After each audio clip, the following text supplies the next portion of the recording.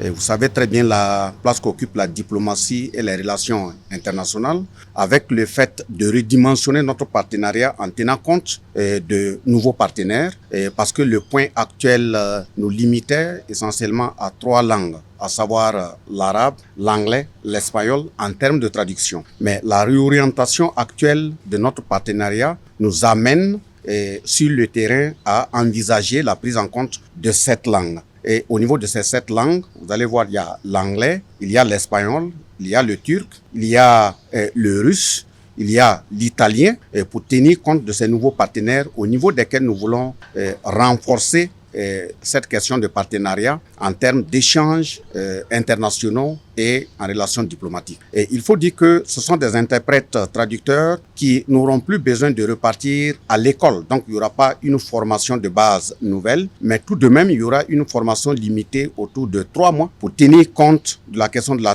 déontologie de la fonction publique, de la question de l'éthique de la fonction publique, mais aussi de la formation militaire. Vous savez très bien qu'un interprète est un traducteur qui sera aux côtés de hautes personnalités de l'État et qui aura accès à un certain niveau de documents, de langage et même de secret défense, si je peux m'exprimer ainsi.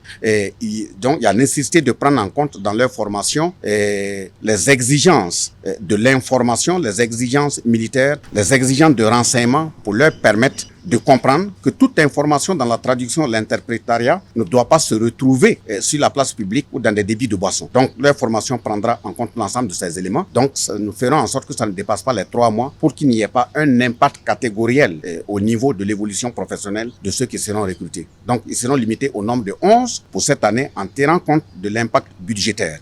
Et l'impact budgétaire qui est estimé au terme salarial à 39 108 280 francs de façon annuelle en termes d'impact salarial. Et le dernier élément, c'est vrai qu'il y a 39 millions qui seront déboursés au niveau de leur salaire, mais il y a aussi des entrées d'argent qu'ils font au niveau de cette traduction et interprétation qui est estimé par exemple en 2023 autour de 37 707 400 francs CFA. Donc il y a des entrées financières, même s'il y aura l'impact salarial qu'il faut prendre en compte. Boama TV, l'autre télé by ProOrg.